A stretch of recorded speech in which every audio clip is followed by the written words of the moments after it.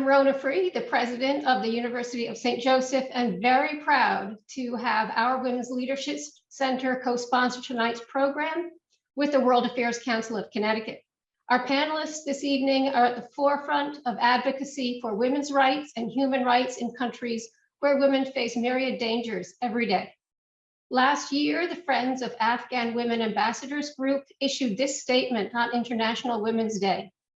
On International Women's Day, we celebrate the strength and triumphs, courage, and indispensable role of women and their contribution to Afghan society. Afghan women's full, equal, and meaningful participation and inclusion in all aspects of Afghan society is essential to overcoming the current humanitarian crisis and achieving lasting peace, stability, and economic development in Afghanistan. Last month, Impact Iran, a coalition of 17 non-governmental associations, wrote to EU members. They wrote, "We are asking Sweden and EU member states to act in unison on March 8th, International Women's Day, by summoning the Iranian ambassador to demand that the Iranian government stop repressing women and arresting and imprisoning women who are calling for basic human rights and freedoms in Iran, end the physical and sexual violence against women detainees and protesters, cease all executions of political prisoners, and annul all death sentences against protesters." And sadly, regarding Ukraine, where International Women's Day is a public holiday, so shops, museums, and libraries, as well as government offices and educational institutions are typically closed, this year we find the following statement. Due to martial law in Ukraine, all national holidays have been suspended until further notice. While this holiday might be privately observed, government offices will remain open on this day. Our panelists represent the voices of women and men who know that women's rights are human rights and that these undergird peace and stability. I thank them in advance for being here. Now I'm happy to introduce the moderator for the event, World Affairs Council of Connecticut CEO, Megan Torrey. Thank you so much, Rona, and welcome everybody. I want to thank Connecticut Humanities for their support of this program, and I want to welcome our members and community joining us from here in Hartford, our new friends joining us from Fairfield County in Connecticut, everyone from around the country joining us from California, Oregon, Ohio, Illinois, Texas, and beyond, and those that are joining us from around the world. I know from Australia and Canada, Ireland, France, and so many other countries. Today's program is very special. We are so delighted to have three of the most impactful voices I can think of to talk about some of the most serious issues facing women. We know it's been a dark year, but we know that there's light and there's hope. It is my special privilege tonight to introduce our first speaker. We'll have Ambassador Adela Raz speaking and Roya Hakakian, but we're going to kick off the evening with Ambassador Oksana Markarova from Ukraine, who's joining us in between her visit to the White House and on her way to Congress. So we are extremely honored to have you with us, Ambassador Markarova. Welcome.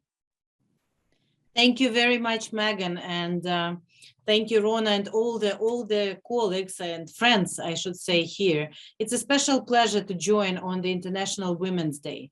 Of course, if we would meet a little bit more than a year ago, before on February 24th, Russia reinvaded Ukraine and started a full-fledged brutal war, there would be other topics that I would talk about today, as the former finance minister who started the gender-oriented budget, as someone who really believes in women empowerment, and Ukraine has achieved a lot in that and was on a steady path to have more women participating in every walk of life. But the situation is different since now for 378 days, after 8 years essentially of hybrid different types of wars, Ukraine lives in a situation when there is a full-fledged, brutal, aggressive war everywhere. And it led already to destruction of so many houses. It led already to occupation of so many parts of Ukraine. Of course, we were able to liberate more than 50% of what has been occupied. But the effect, especially on Ukrainian women and Ukrainian children, and all of us, all 40 million of Ukrainians, have been devastating. In addition to just more than 14 million of Ukrainians relocated inside Ukraine or had to flee their homes. And again, it's primarily women. There are all kinds of atrocities and war crimes that have been committed by Russians in Ukraine, especially directed against women, using, weaponizing all kinds of crimes, especially against women, the sexual violence, killings, everything. It has been very difficult and brutal year. And yet this year has also shown a remarkable resilience of Ukrainian women. And Ukrainian women has been everywhere defending the country on the front lines. And right now we have one of the highest percentage of the women in the armed forces, even compared to other countries in the European Union. We have women who took upon different roles and helping each other, raising children, helping each other while in the evacuations.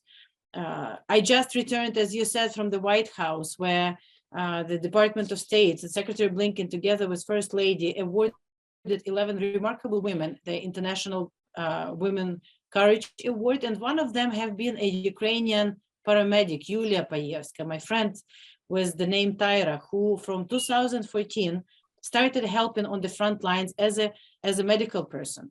And then in 2022, she has been abducted by Russians while on duty, saving lives on the front lines. And she spent horrible 3 months in captivity, been tortured and all. And we were so glad that together with other women, we were advocating for her release and we were able to get her back. And the first thing she has done is helping other women. Again, going back, helping the women in need.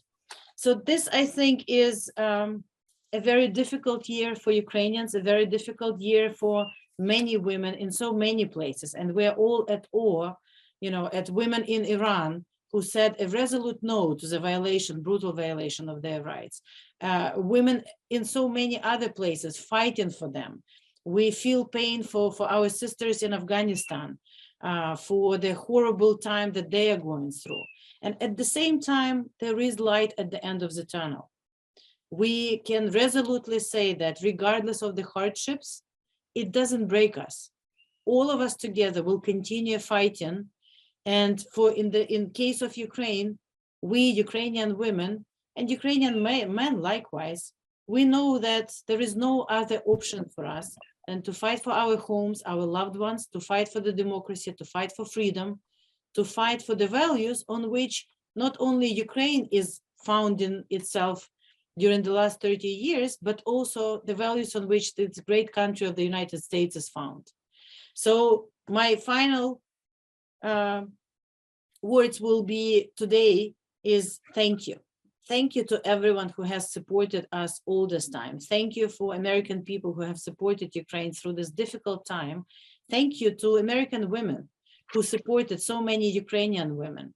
And I think if anything we should take out for the next International Women's Days is that we women have to support each other more, because together we are unstoppable force and we can do much more and we can make world more peaceful and just place.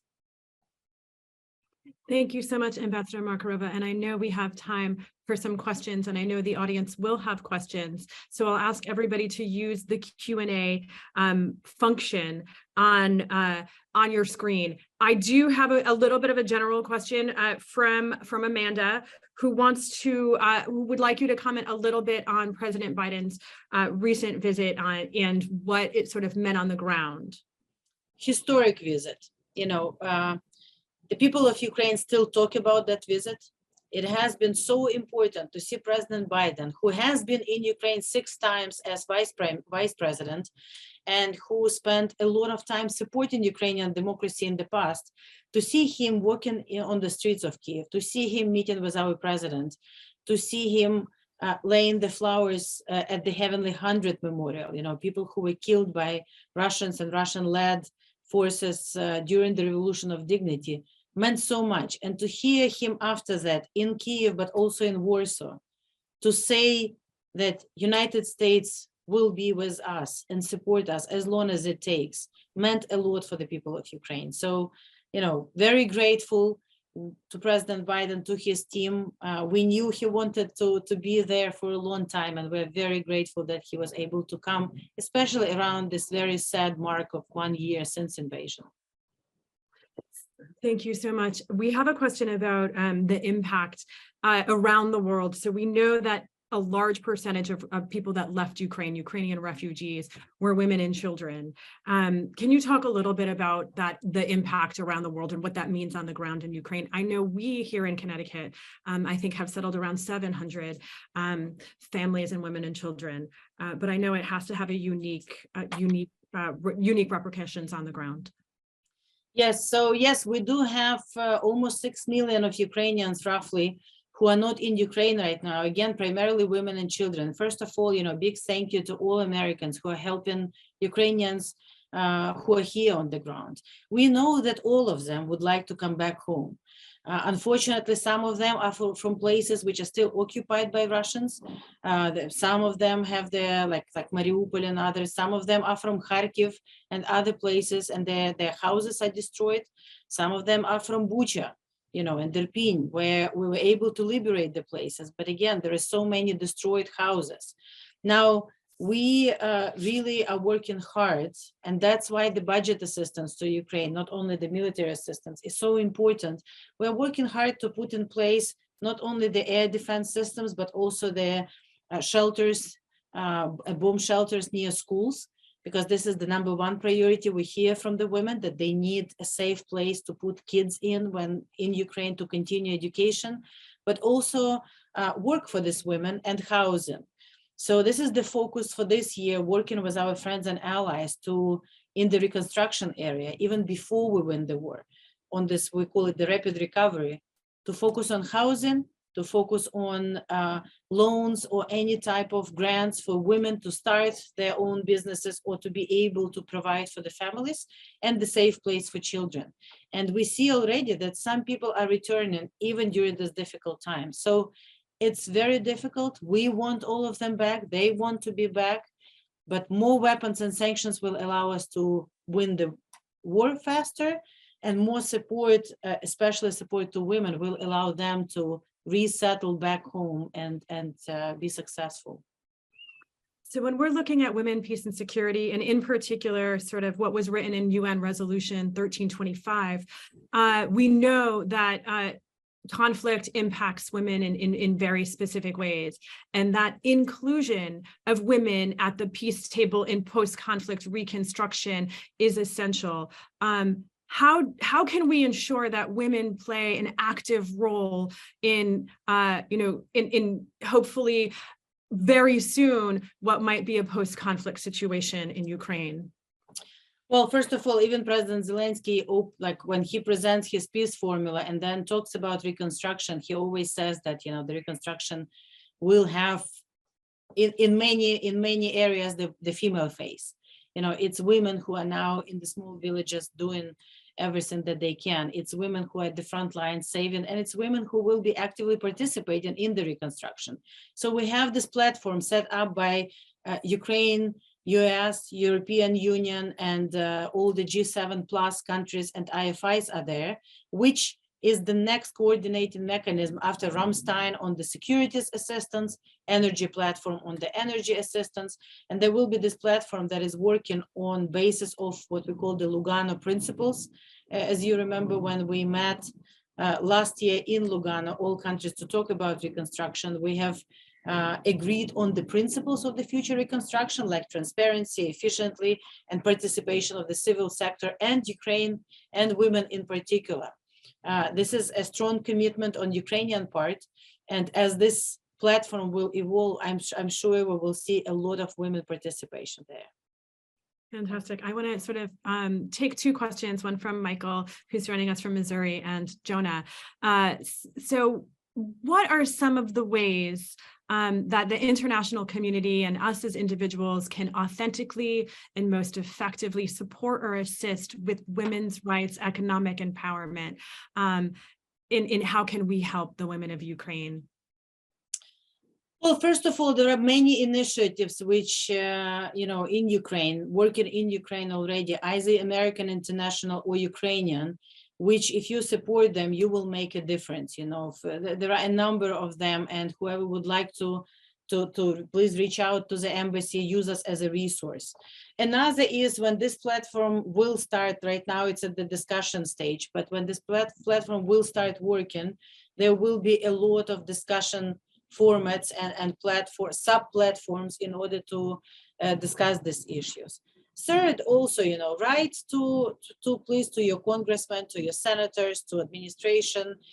This is what the American voters can do, and not only voicing a strong support for Ukraine and for the future reconstruction and for support right now, but specifically noting that there should be programs specifically empowering women. There should be program involving and women into this. So all of that, and also the supports to, again, just thanking, but also asking to do more in supporting the women here who are temporarily, we try not to call them refugees back home. We're trying to call them guests or the temporarily, displaced people, because we, again, want all of them back, and helping them to acquire new skills, helping them to feel home here will prepare them for the return home as well. Thank you so much. I have a question from Ellen, who really wants to celebrate your leadership, understanding that you've had a really challenging year. And she kind of wants to sort of thank you for what you've done, but also understand where do you get your strength? We know that it's very challenging for you. How do you manage to keep going on during a very difficult time? Thank you. Well, thank you very much. It really means a lot to me. It has been a very difficult year, I have to say. You know, when on the 25th of February, a day after it started, of course, my husband had to go back. He couldn't, stay here when that was happening all back home. All of us at the embassy here had to, move to the new life, working 24/7 and doing everything to protect the country. I don't know where we're taking it's probably the inspiration comes from home, when we see how everyone in Ukraine, from our brave president to every man and woman on the front lines, but everywhere, is fighting, helping, helping each other, trying to save the country. Of course, we only have to do more, because the bombs and rockets are not falling on us here. At the same time, we very clearly understand that this is existential for our country, that there is no other way for us. Quoting a great woman from Kiev, who ended up being a remarkable prime minister of Israel, Golda Meir, when she said, we have a secret reason of our success is that there is no other place we can move to, so this is the only home we have. We can say that about us too. This is our home. We are defending our home. We are defending our loved ones. There is no other option for us than to fight and win this. And so I think many also think that it's not just an existential crisis for Ukraine, it's an existential crisis for the world, right? And the future of democracy. Absolutely. So, yeah. Absolutely. I think it's very important for all of us who believe in these values to show that not only democracies are better for the citizens, not only we can deliver better to our citizens and have them participate and have better lives, but that we can also defend ourselves from the aggressive, autocratic, immoral aggressors. So it is, I think, make it or break it moment after the World War II, after the global international order that was put in place in order to have a peaceful and secure planet. And Russia challenged and destroyed these rules. And it's up to all of us together to stop it while it's still in Ukraine, and show not only Russia that they cannot do it and they will be held responsible for it, but to all other dictators that, it's a no. We will not together tolerate it. And you mentioned UN, we have 141 countries that recently again supported this, said no. But we just have to not only say no, but also act on it. Absolutely. So I know that you were Ukrainian's finance minister and you were the co-author of Ukraine's macroeconomic revival program. Can you speak to a little bit about what the country is going to face when we're looking at economic reconstruction? Well, first of all, it's what we face already. So Ukraine has been in a very difficult situation in 2013 when the pro-Russian government wanted again to turn back to Russia, and they fled to Russia. And what we were left with is the country that was robbed blind, before that. So during the past 8 years, Ukraine has done amazing reformed pretty much every aspect of the life, returned to economic growth, and we were on steady path not only to efficiency and prosperity in the economic sense, but also to European Union and becoming firmly, returning back to Europe. That's why Russia attacked us in the first place. Right now, of course, the devastation is huge. The economy is in a very difficult situation. The 50% or more of our energy system is destroyed. And yet, Ukrainian business is showing remarkable resilience. But first of all, when we talk about reconstruction, we have to rebuild. Our idea is not only rebuild what we used to have, but to steal American president's phrase, build back better. We would like to build something much better, more innovative, more efficient, to leapfrog from where we have been before this full-fledged war to the innovative and efficient future. And that's just a note as the former Minister of Finance. US is providing us with a lot of help, and we have received amazing amount of security assistance and budget assistance and humanitarian support. But I also want to note how transparent and effective we are in actually reporting, not only using it, but also reporting on how we use it. And, every dollar that we are receiving, we are treating it with a very high degree of responsibility. We're reporting it back to administration, back to Congress. The inspectors generals who recently have been in Ukraine have all said that, they have not seen any signs of any mismanagement. This is very important for us, not only to thank American people, but also to show how responsibly we are treating all this assistance that we are receiving. So, Ambassador, I know that you only have a few minutes left, that you're on your way to the Hill, but I want to hear from you. What is the most important message you want to leave with us today? What do you want on this International Women's Day during this really difficult year? What do you want everyone to know?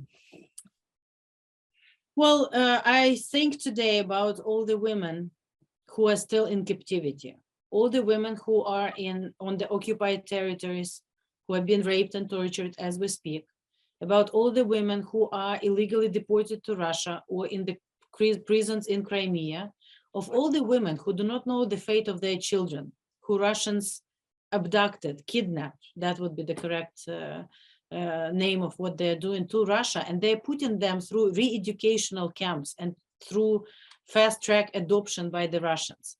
These are war crimes of unimaginable proportions, and as a mother, I think there is nothing worse that can happen to anyone. So in order to stop that, in order to save these women, in order to save our children, we just need all the weapons and prayers to Ukraine. And we need all the sanctions and isolation to Russia until they stop this and until they leave from everywhere in Ukraine. So I really would like to ask everyone in the US to continue supporting us, to double down with all that support in order for us to faster win, all of us together, and return back to, peaceful and just life. Ambassador Markarova, thank you so much for joining us today, and we wish you nothing but the best. And we are so grateful. Thank you. Thank you very much. I'm going to bring in Ambassador Adela Raz, who's our former ambassador of Afghanistan to the UN, to the US, and even stayed on in the US after the Taliban takeover. Welcome, Ambassador Raz. Thank you. Thank you, Megan, for giving me the space to raise the voices and the messages of women of Afghanistan. I am here today with a heavy heart to address you all on behalf of the women of Afghanistan on this very special and important day, which is March 8th, International Women's Day. It's intense to speak about women in my country where once we thought every single door was open to us and we were dreaming big and high. And today, the women in my country are banned from having their basic rights, the right to education, the right to work, the right to be in the public space, the right to be by themselves, the right to travel, and the right to just think as a human being what future brings to them and what can they do like any other woman around the world, to think big, to hope big, and to aspire to a better future, to prosperity, independence, and growth. It's always hard for me when people do a reference and introduction as the former ambassador of Afghanistan, because I do remember once I started my journey as an Afghan woman diplomat, I took every single step and I was referred to as being the first woman ambassador to the UN, as being the first deputy female foreign minister in Afghanistan, as the first deputy spokesperson to the president. And my hope was that my journey is opening up the doors for so many other Afghan women, because I was the first and definitely did not think that I would be the first and the last as well. And that's heartbreaking. And it is in the 21st century, in a situation where we're thinking about growth and technology, development, connectivity. Science has brought us to a different space, but in Afghanistan, unfortunately, women are pushed back to live in the 12th and 13th century. That's unacceptable. That's not possible. We should not allow it. These are women who once were not only being simply a woman from our part of the world, we were strong advocates, we were partners, we were at the forefront of the international community, we were at the United Nations, we were fighting for the rights of all other women that did not have the right and the privilege to be where we were once. In my country right now, the condition for women is brutal and unacceptable. While I'm speaking to you, there are so many young generation, young women who just wish to be able to even share their name, who they are, what they wish to do, because even describing themselves in public for what they hope to be one day, they could be put in jail, because Afghan women's independence and strength today is looked upon as being a threat by the Taliban. And when we are here, and to me, the start of this month was heavy. It was painful because I always shared the story of me having 2 daughters. And these young girls, it's hard for me to explain that their sisters back at home, just because they're women, they are not allowed to be able to go to school. It's very difficult. And we are the only country on earth today that the basic right to education is banned by the regime right now in power. And when I'm hearing the story of women of Ukraine, and when I'm hearing the story of women from Iran, I see one similarity. It's our resilience, it's our fight, it's our struggle, it's us not giving up still.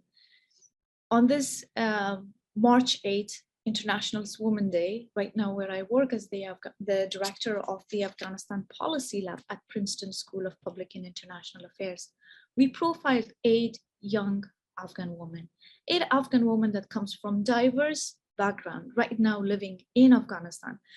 And we simply wanted to advocate one story, that every single woman right now living in Afghanistan is a hero, because the life there is brutal. It's a struggle, it's a fight for survival. It's a fight for not giving up hope. And among the stories, I will share the story of one young girl, and among the desperation of finding food, the desperation of being helped, trying to help other sisters and friends and colleagues that she has back at home. She still hopes to be one day the Minister of Communication. And to me, when I read those stories, that is a sense of inspiration and hope, and it brings us back to one point that connects us. And that again is our resilience as women. That's again our fight as women. And that's not only a fight that we have taken in the forefront just to change our life, but the life of the society. We just heard from the ambassador of Ukraine, what women in Ukraine are able to do today. They are in the forefront of the fight. We're going to hear from women of Iran that they are really demanding a revolution. And what we're hearing from one woman in Afghanistan, it's the same thing. It's not just we want it to be, it's simply the discussion on the rights. It's the discussion of being the change, agents of change in the society, where half of the population, 50% of the population are women. About 70% of them are younger women. And what it means for the prosperity and growth in Afghanistan, this means that not only the women are going to be living in dark ages, but the whole country will live in dark ages. And we are dealing with a regime that doesn't feel responsible, that doesn't feel itself accountable to the constituents. It doesn't even have constituents, frankly speaking. It's an authoritarian regime that came by force. And where we are and what should we do? I always say, do not give up. Let's move forward. Let's make sure that women of Afghanistan are still able to dream and hope for a better future. And the only way we are able to make them convinced, it's us to be connected with them. It's us to support them. It's us to help them. And it's us not to give up, because the regime is pushing all of us to say, let's give up and let them live in the dark days. And that should not happen. I'm going to stop here, Megan. I know I have so much pain and emotions and a lot to share, but I would love to hear any questions that audience may have or you may have. But just simply, I think for me, it was important to just remind everybody that today, the women of Afghanistan are struggling. They are fighting a fight that sometimes it may seem unwinnable, but we're still not giving up. Thank you so much, Ambassador Raz, for sharing your perspective and your on the ground understanding, because as an international community, things are looking bleak, right? And but like Ambassador Markarova said, there's always hope. So I know there's so many things I want to ask you.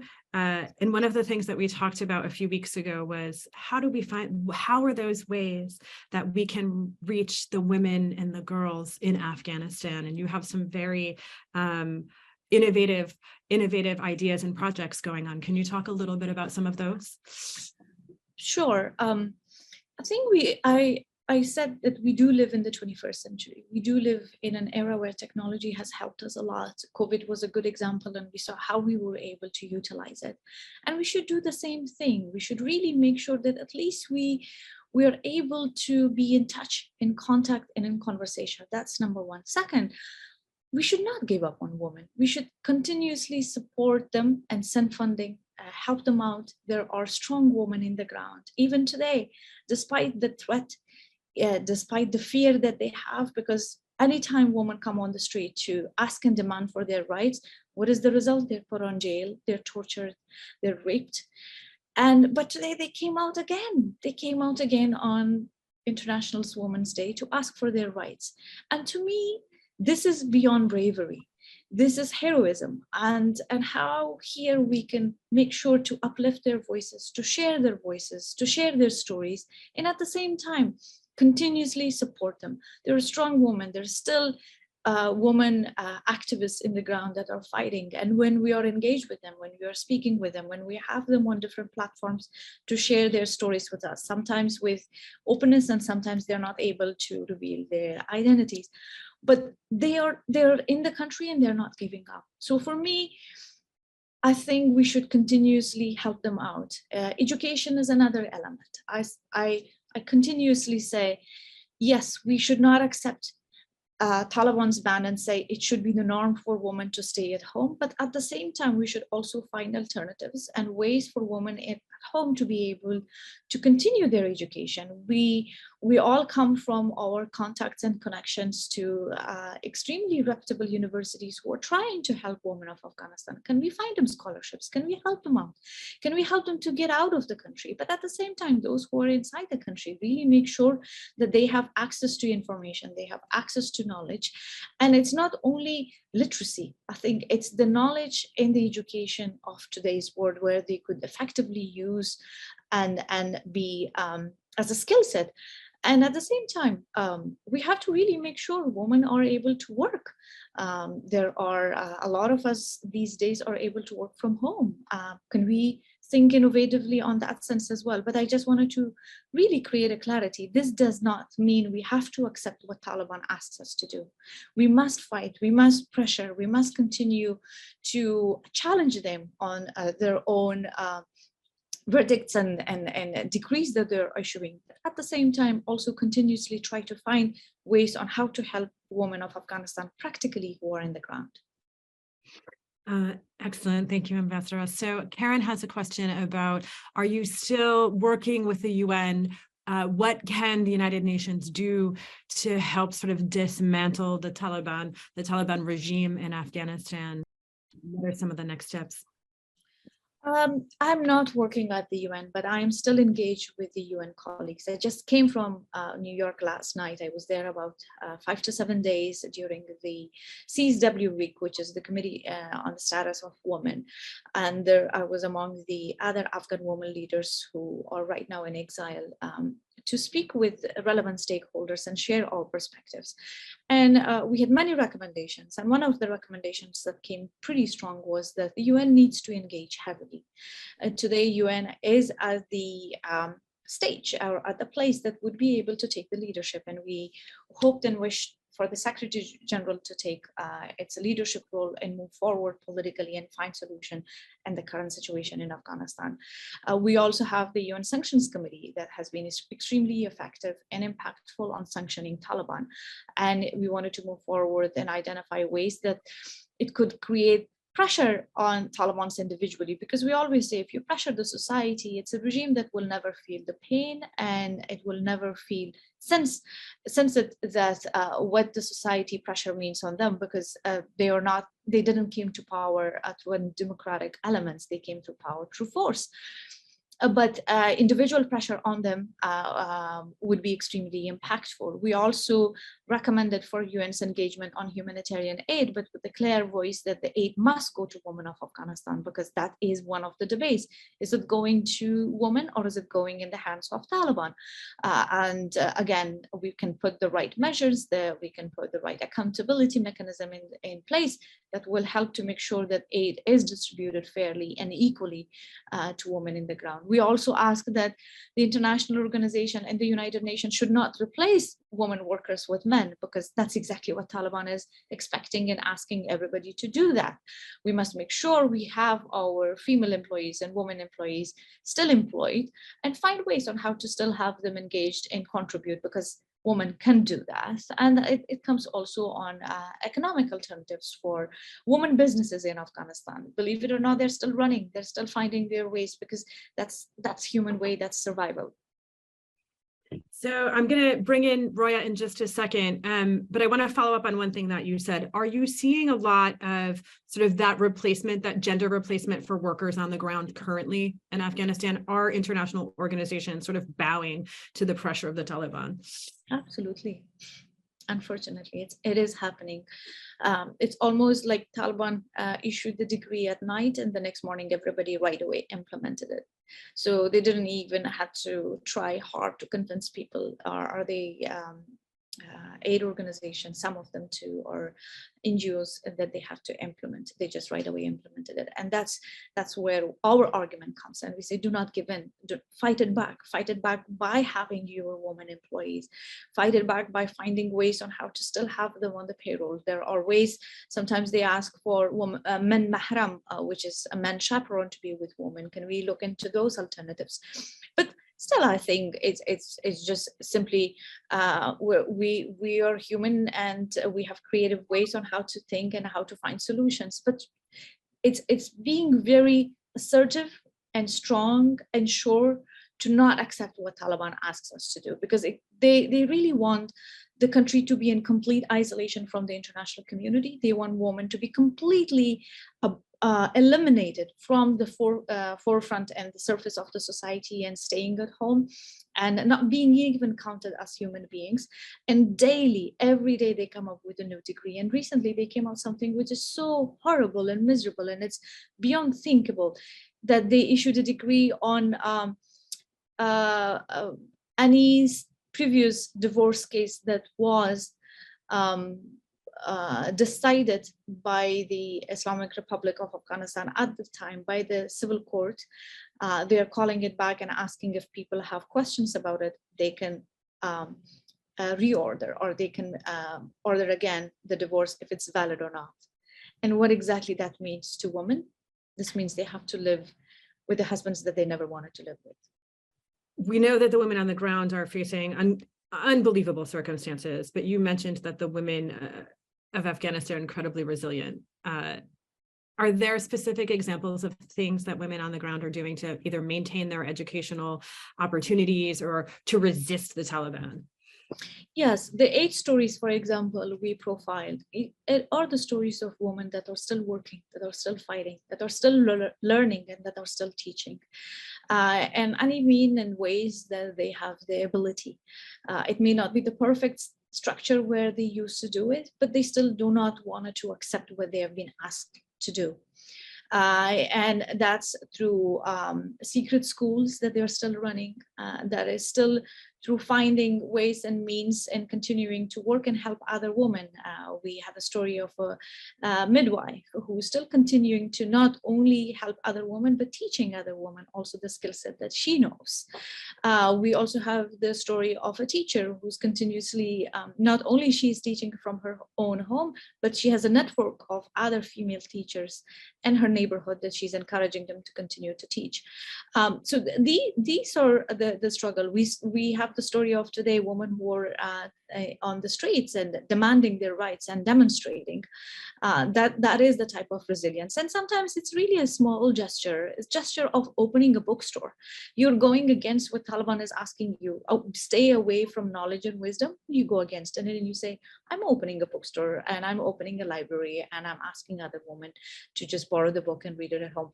But at the end, I think where I wanted to focus and emphasize is that we have seen, unfortunately, this story for the second time in our lifetime in Afghanistan. And it truly is a moment for all of us to pause and reflect and really feel responsible. And if it comes especially with international organization and especially with the United Nations, which we ask them the same thing, that we must really make sure to respond to the horrific situation in Afghanistan for women, because if we're not able to do this, I don't think so we could ever respond to any other woman from any other parts of the world when her rights or rights of women in that country would be violated. If we're talking about 1325, the Women, Peace and Security Council resolution, sometimes if we have a conversation with women of Afghanistan, they ask us how relevant it is to us. Absolutely. I'm going to ask you to stand by and ask everyone to keep your questions coming. I'm going to bring Roya Hakakian into the conversation. Roya, also a Connecticut resident, which I'm very proud of. Can you update us what's happening currently in Iran? We know it's been more than 6 months since the killing of Masha Amini, and it has been a very turbulent 6 months in Iran. That's right. Hi, everyone. And I really love the way you brought the three of us together, because I see connections. I see a common thread between Ukraine, Afghanistan, and Iran, and we'll get into that shortly. So as probably most people have been following, in September of past year, a Kurdish Iranian girl who had come to Tehran to visit relatives for a few days was detained by the Iranian morality police. And then, just for the purpose of reminding her that her hijab or her Islamic dress code was not perfectly observed. And while she was in detention, she suffered torture. She was beaten up. And 3 days later, after she fell into coma, she died. I think that in some ways, her story does bear resemblance to the story of Emmett Till, in ways that, here was the innocent 14-year-old who lived in Chicago. She had gone to Mississippi to visit relatives, and, just an innocent act of mischievousness got him completely devastated, through the blows that he suffered, and then he was tormented and thrown into the water. But the killing of Emmett was the reason, in some ways, that the civil rights movement in America got its start. And I think in some ways, Mahsa Amini has done the same for Iran. I think, you know, the fact that she was Kurdish, she was not from Tehran, she was not even political. She had not come to challenge the authorities. She had no agenda. And her greatest dream in life was to go to school and study biology.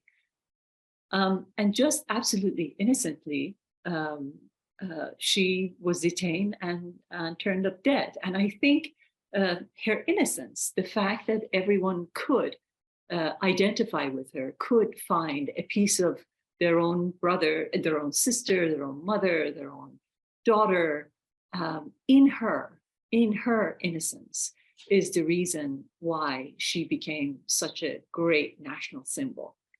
Because, you know, we all know that so many other women throughout Iran have been detained and sent to prison, but it was this one case, this one person in particular, whose demise managed to do what it did, you know, managed to bring out thousands of people from throughout the country in every corner in a way that Iran hasn't seen since 1979.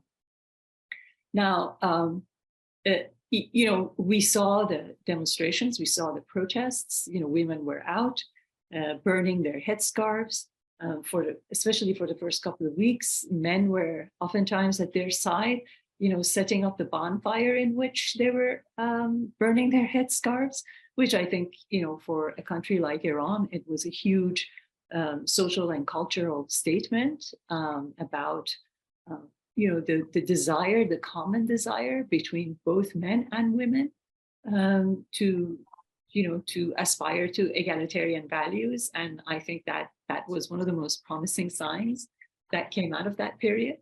And then, you know, some 19,000 protesters were arrested only in the span of 5 months, and an upward of 500 people were killed on the streets, and several people were executed.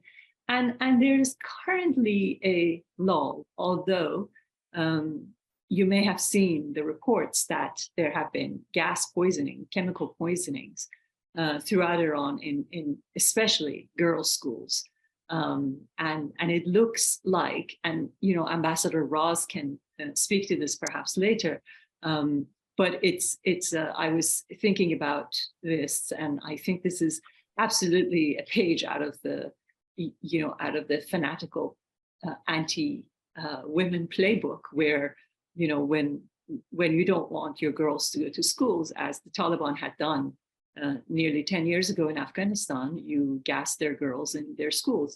But what is absolutely clear to me, and I think clear to everyone who has been watching Iran closely for many, many years, is that the regime has lost legitimacy entirely. And any sense of credibility or trust that had existed no longer does. And that even though there seems to be a period of quiet, that people are simply regrouping and looking for ways to return to the streets and absolutely finalize the sort of change that they have been looking for. So I think there's a great deal of reason to be hopeful, but there's also a great deal of reason for everybody else outside of Iran to be absolutely vigilant. Social movements of this magnitude do not happen in vacuum. People in those countries need international support in every possible way, whether it's moral support, whether it's prayer, whether, you know, in the case of Ukraine, it's, you know, it's ammunition and it's weapons. In the case of Iran, that is not the case, but, you know, every other pressure that can possibly be exerted in order to weaken the regime and strengthen the hands of the demonstrators are the sort of pressures that we need the international community to exert on the Iranian regime. And I think most importantly, perhaps it is really apropos to go back to a very important historical moment, which is exactly 44 years ago today. 44 years ago today, in Iran, a very large group of women took to the streets to demonstrate against the mandatory dress code or the mandatory hijab. This was only less than 3 weeks after the Iranian Revolution of 1979 had become successful, after the monarchy in Iran had been overthrown. And the first thing that this new regime and Ayatollah Khomeini, who was the leader of it, wanted to do was to impose the mandatory dress code upon the Iranian women.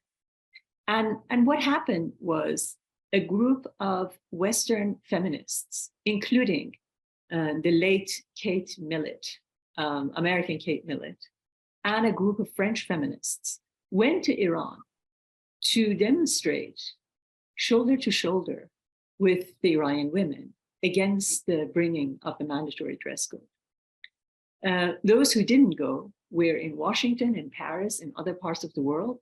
And again, you know, international feminists alongside Iranian women in those cities were demonstrating against the idea of establishing mandatory dress code. What is, and by the way, on YouTube, people who are interested can find the historical footage of this moment, because I think it's just breathtakingly wonderful and important.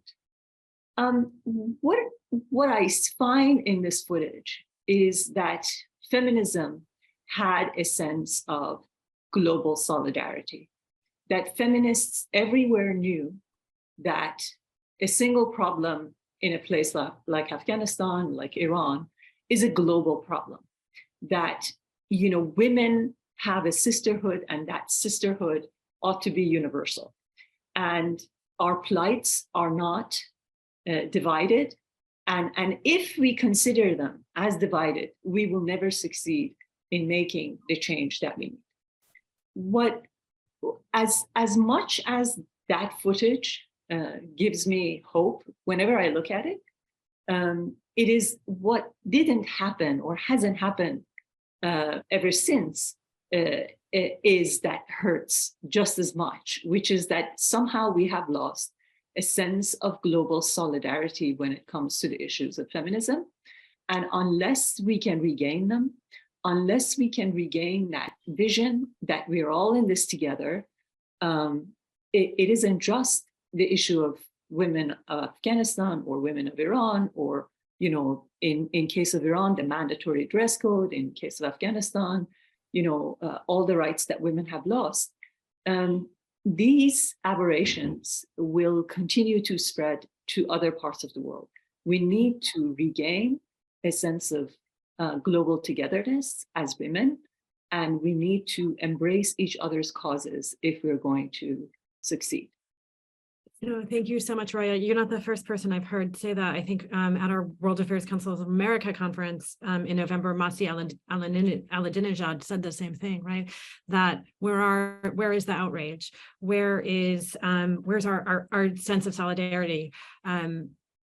What would that look like? What can that look like? How can we sort of empower a global feminist movement so we all can stand together?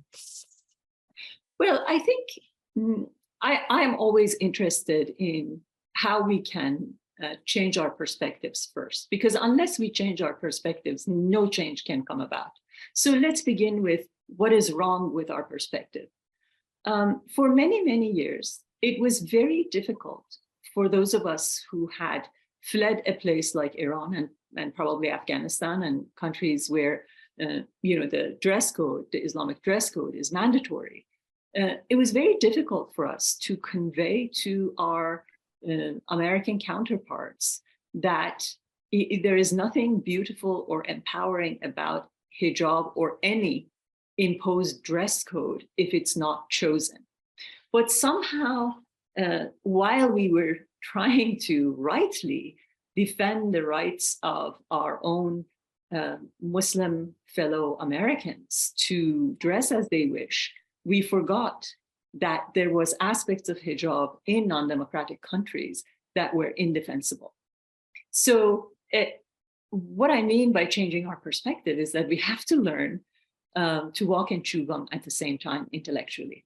We have to learn to distinguish between hijab in non-democratic countries and hijab in democratic countries. And we have to be able to learn to defend the rights of those who live in democratic countries like the United States to dress as they wish, while we have to vehemently, equally object to the imposition of hijab and the absence of choice for women in other countries where hijab is an imposition.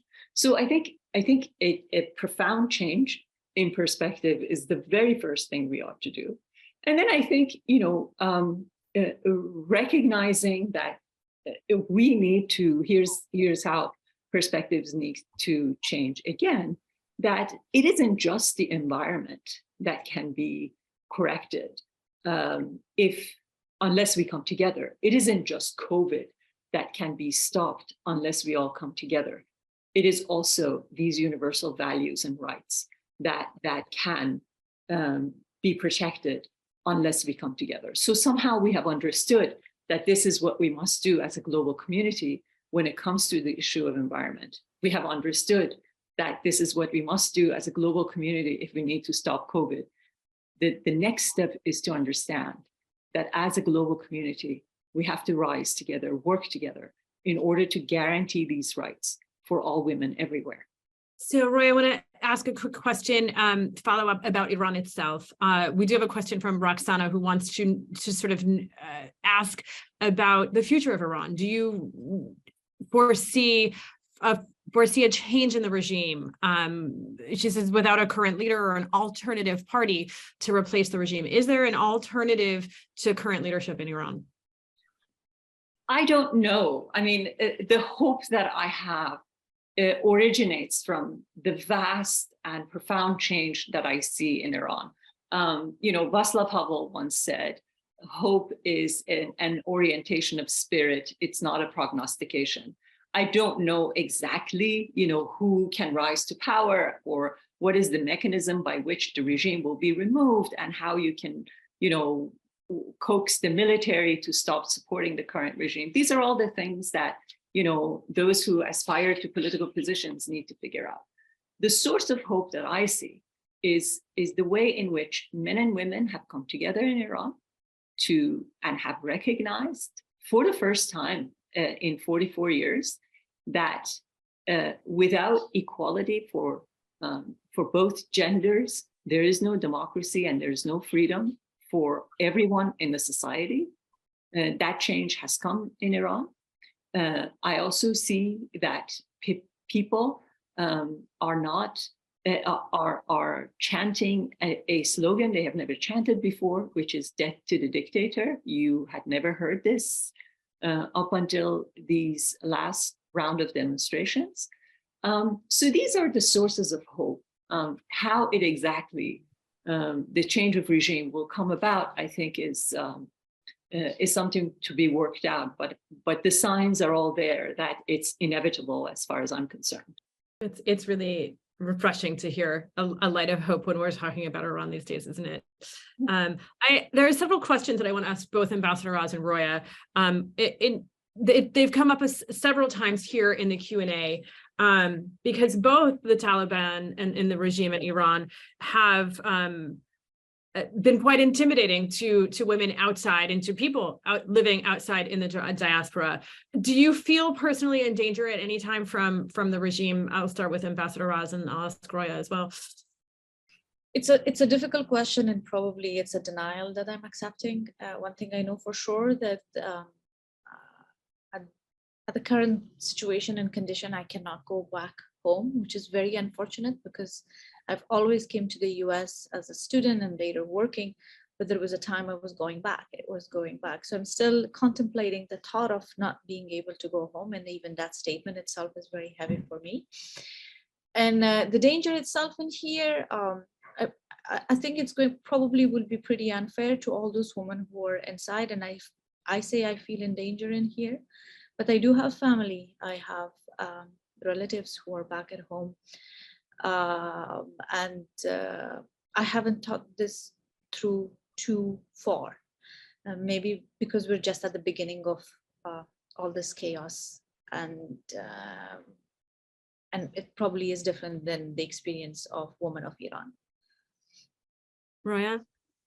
The FBI has come to my house a couple of times. I wrote about it after they came to tell me that I should be careful. But you know, how is one careful? You know, I drive my children to school every day. I go shopping. You know, I have no military training. I don't own a gun, and so I'm not exactly sure what being careful could possibly mean for someone like me, living sort of in the rural parts of Connecticut as I do. But I have written about it. It was a long piece that appeared in the New York Review of Books online. And I think what the lesson to take away from the fact that I was warned isn't simply that, you know, my life may be in danger, but that once they begin coming here, whether it's Russians coming after their dissidents, Iranians targeting their own opposition members, or the Chinese, who have created a vast network of, you know, throughout the United States to trap their own opposition. What it really means for us as Americans is that if they're here for the dissidents, then the next day they will be here for the rest of us. What I'm trying to say is, going back to the earlier point that I made, that we are all in this together. The fight for democracy, as it's unfolding now in Ukraine, is everyone's fight. We have understood that. But the fight for freedom and gender equality ought to also be considered in the same category.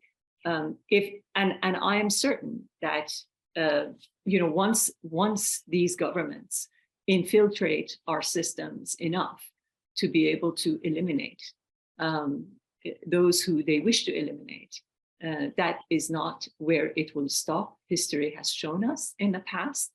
And so I think we all really need to come together to root out these regimes that are oppressive at home and oppressive abroad to their dissidents. Thank you. Ambassador Raz, someone has an anonymous question, but it has to do with a report they heard on CNN this morning from Christiane Amanpour, who was stating that what she is sort of observing on the ground in Afghanistan may be a rift between sort of Taliban leaders that are out in the country and maybe Taliban leaders in Kabul that, you know, are coming out with these platitudes that, oh yes, we really are for women's education. Is this reality? Is this perception? Is this propaganda? We have been hearing the same thing, and I think it just comes again as part of us being hopeful. But with the humble experience or the difficult experience we have had of first time when Taliban came into power 25 years ago, I was in Afghanistan, and there were so many other women who were there too. Just knowing them, who they are, the hope for change is very limited. And even when the ban arrived on girls' education, there was a lot of expectations and a lot of buzzword, people thinking, well, the quote unquote, some of them who are against the ban might go and change the mentality or the mentality of the Shura, which is in Kandahar, would they be able to do it? But the way it's structured, the way this regime is characterized, it's an authoritarian regime when orders arrive from the top and you have no choice but to implement it. The question is, will those who are against it or potentially we think they are against it, will they revolt? Well, I always say, as soon as they revolt against that, they have to prepare for the destruction of their own selves, and they will never do that. So is this a wishful thinking? Maybe. Is this a real thinking? We don't know. We don't know. But as of now, this is more than 500 days right now that the schools have been closed for girls. And I tell people, unfortunately, buckle up, for the worst is coming. So I'll make a switch to Roya. Roya, do you have a vision for what a post-revolution or a new Iran would look like, that affirms rights of its citizens? And what is the hope for the future in Iran? It's really fascinating, because I think some of the most articulate expressions that I have heard about a better future started with a hashtag on Twitter, which was #NormalLife. There is a great desire on the part of all Iranians, and this is a very interesting moment for Iran, because unlike the revolution that took place in 1979, where you had parties, communist parties on one side, on the left, and then conservative religious parties on the right, this new revolution that's sweeping through Iran is not being pushed forward by any political party, but a general desire on the part of the entire nation to have certain normal possibilities that doesn't exist in their lives under an authoritarian regime. For instance, the song, there was a song, Baraye, which won a Grammy a few weeks ago by an Iranian singer, really articulated or took and pieced together all of these hopes for a normal life in just one song. And part of it was, for the love of my mother, my sister, for the idea of being able to dance on the streets, for the idea of being able to hold the hand of whoever I want on the street without being questioned, for the love of being able to walk on the street with my dog. Dogs are banned in Iran because they're considered dirty or unclean in Islam. These very, very simple and basic and absolutely normal desires that are being articulated are the very things that, remind me at least of what George Washington was articulating, in the late 18th century in the United States. We aspire to build a country where everyone can sit under their own fig tree and practice their own religion as they wish. And these are the voices we hear from Iran right now. It's not about, some kind of a socialist utopia. It's not about, a theocratic future. It's all about, the normal rights that fortunately so many of us in the United States are enjoying and people in Iran are really hungering for. Thank you so much, Roya. And that sentiment is so well reflected in your book that we had you on last time about. So I encourage everyone to go out and read Roya's book. We only have a very few minutes left, and I'm going to ask each of our panelists to leave us with their parting thoughts as we sort of reflect on what International Women's Day means. And as we've had this really poignant conversation today, what is the message you want to leave with our audience? Roya, I'll start with you. I think I've said it already. We need to go back to where Kate Millett was 44 years ago. We need to come together. We need to recognize that, the plight of feminism, it can only succeed if it's global. If we all recognize that we're all a continuation of each other. Here in the United States, women are fighting for, for the choice to have control over their own bodies. In Iran, they're also fighting for choice, but the choice to dress as they wish. Unless we understand that our futures, our destinies, our successes are intertwined with each other, and unless we recognize that the excuse of tradition, that those people over there have different traditions. We can't butt in, we can't intervene. These are not, these get in the way of recognizing what are the universal values that we should all enjoy.